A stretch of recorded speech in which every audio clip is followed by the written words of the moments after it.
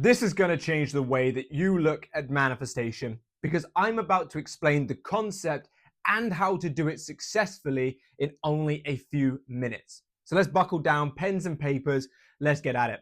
So right here we have what it takes to have a successful manifestation. We need persistence in the desire plus non-resistance, or more greater known, detachment. This then creates a successful manifestation. And you're sitting there probably thinking, well, what do those things look like in action? I'm glad you asked. So following the persistence in the desire first and foremost, we have here. We start off with the identity. In order to manifest what you want, your subconscious mind, the creative power of your reality, needs to have the identity, the story, the impression upon it that you already are the person who has what you want. You're already being that person, you're already doing that thing, or you already have that thing. Which is why in the manifestation content you've seen up to this point, it always states to visualize a scene as though you're in it. Affirm something that claims you have it. Script as though you have it, and so on. So what we need to do is create the identity of us being, doing, or having that which you desire. So take what you want. Doesn't matter what it is. What would it mean to you to have that? What kind of things would you think? What kind of things would you feel? How would you act? Now, if you are a technique person, you prefer techniques, turn those thoughts, feelings, and actions into the technique that you like.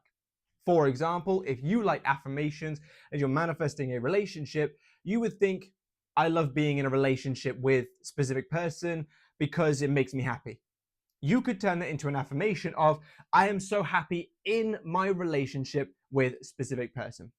There you go. That's your fallback identity. Or you could visualize a scene of the relationship, or you can script it out, whatever it is that you like to do. But in essence, ask yourself, if I had XYZ, how would I think, feel, and act? And then take on those thoughts, take on those feelings, take on those actions where possible prior to it actually happening in your reality. And that will impress your subconscious mind that you have what you want, thus getting you what you want. And from there, we then move on to where I say where necessary. One misconception that is in this community is that you have to be constantly in this state. That is not true. You only need to be in the state of having what you desire where the desire itself is concerned. If you are manifesting your specific person, you don't need to try forcing yourself to be in the state of having while at work, for example. If you're at work, you can just be at work until your desire comes to mind on its own, or until you choose to put yourself in that state, by which point that's where I mean where necessary. So don't feel stressed in that persistence means constantly doing it. Persistence just means choosing to do it where necessary, consistently until it happens. That then takes us on to this quality over quantity. Going on with that idea that you have to be in this state 24/7, one thing that I hear is that you need to have 10,000 affirmations a day, for example. That's a metric that some people use to manifest. Now that does work for a lot of people because 10,000 is quite a lot. But the thing that needs to be considered is 10,000 affirmations followed by 10,000 negative thoughts is a net zero. You have not gone up or down in your state of having. Therefore, you will stay where you are. So what we need to look at when it comes to this persistence, this identity of already having it, and the where necessary, is to ensure that utilizing these manifestation processes more dominantly than you are allowing yourself to fall into the undesired state. If you're doing the 10,000 affirmations, for example, and you only have 4,000 negative thoughts, of course that's going to manifest because you are outworking the negative with the positive. But you could also have 10 positive thoughts and only 4 negative ones and would still have the same success because you're still more dominantly aligned to being, doing, or having what you want, opposed to being aligned to not being, not doing, and not having. So when it comes to this process of manifestation, I don't want you to chase quantity. I want you to chase quality. Or not chase, probably the wrong word, but identify with a quality-based process over a quantity.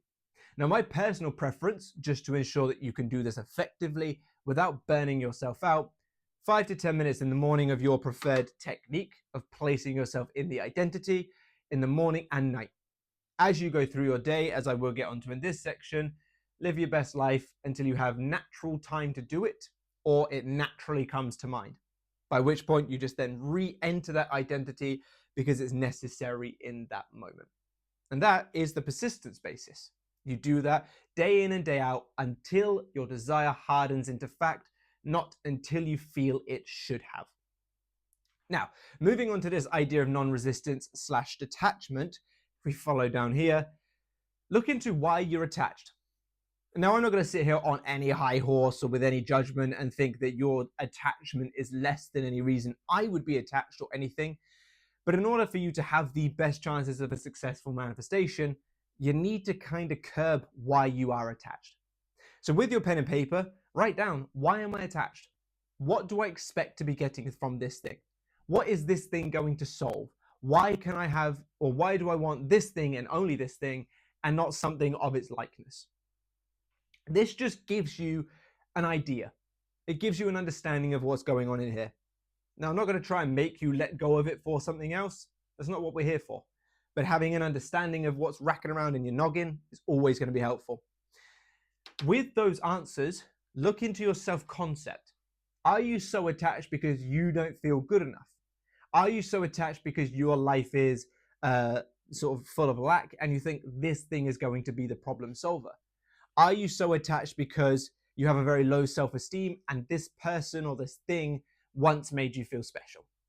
These are all just examples. It may not be your situation, but use that as a guideline. With the why you're attached, you can look into your self-concept and resolve those problems there. If it's because you don't feel good enough for anything greater and this person, for this example, made you feel special and that's why you're attached to them, by working on feeling special within yourself, providing yourself that feeling, that's naturally going to help you feel more good enough and subsequently not need them to provide you that feeling, which is then going to help you detach, because if you don't need it, you're not attached to it, allowing you to be detached to it and therefore choosing it opposed to needing it, which is what we want. So look in the self-concept side of things. And once you've done that, then move on to the next step, which is living your best life. Manifestation is often analogized, if that's a word, to that of a seed growing. You plant the seed, you water the seed, you give the seed adequate sunlight, and you let it grow, continuing to water and provide the nutrients it needs, persistence where necessary, but not drowning it in water, not drying it up in the sun, not digging it up every 10 minutes to check where it's at. That's living your best life. If you're persisting correctly, morning, evening, when it comes up naturally during the day, the rest of the time you can just live your best life. What this will do is it will give space for your seed to grow, and it will allow you to enter that detached space. Time flies when we're having fun. You can't, a watched pot never boils.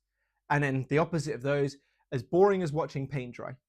These are all statements that imply that when you're not focused on something, things tend to develop quite effectively. Use this living your best life as a way to let the thing develop effectively. If you're at work, be present at work. If you're with your friends, be present with your friends. If you're having a great holiday, be present on your holiday.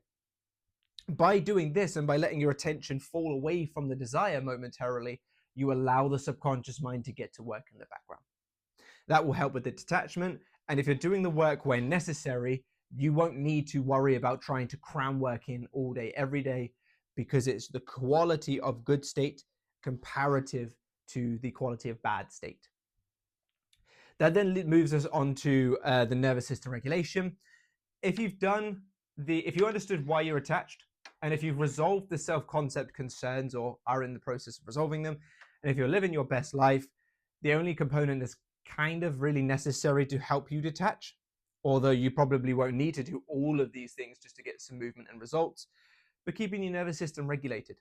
The more parasympathetically engaged we are, rest and digest, the more regulated our nervous system is, the more receptive our subconscious mind can be, and the less active the human ego, or more importantly, the side of the human ego that is detrimental to our manifestation, will be active. So by keeping your nervous system regulated, having a meditation practice on a daily basis, having a breathwork practice, doing EFT tapping and things like that, the more you can do that on a daily basis, especially when negative thoughts come to mind, the more you're going to be quietening the destructive side of the ego, destructive as far as your manifestation goes, and allowing the subconscious mind to take that front seat and to get to work without feeding it more undesired stuff. If you can do these things on a daily basis, you will manifest. And all that really needs to look like 5 to 10 minutes of putting yourself in the state in the morning, 5 to 10 minutes of putting yourself in the state in the evening, living your best life, working on your self-concept as you go through your day. When the desire comes to mind naturally, if it's good thoughts, let them play out. If it's bad thoughts, regulate your nervous system and then go back to doing the work to ensure that the quality of being in the good state is greater than being in the bad state. And that will aid you in a successful manifestation, assuming you persist in this until your desire hardens into fact, not until you feel it should have. Simple. Manifestation is simple in process, not always the easiest thing to do in practice. So follow these principles, because if you can follow these and really put the effort in day by day, you will succeed far faster than you could have imagined. I really hope you've enjoyed this video. If you have, drop me a like and a comment. Subscribe to the channel if you haven't already, and be sure to click that bell icon. And if you would like my help with your situation on a more tailored, direct, personal basis, I do have links to my services down below in the comment section and the description. Check them out if you're serious about manifesting. But for now, put this into work, and I'm sure you'll be commenting your success soon. Thank you very much. Bye-bye.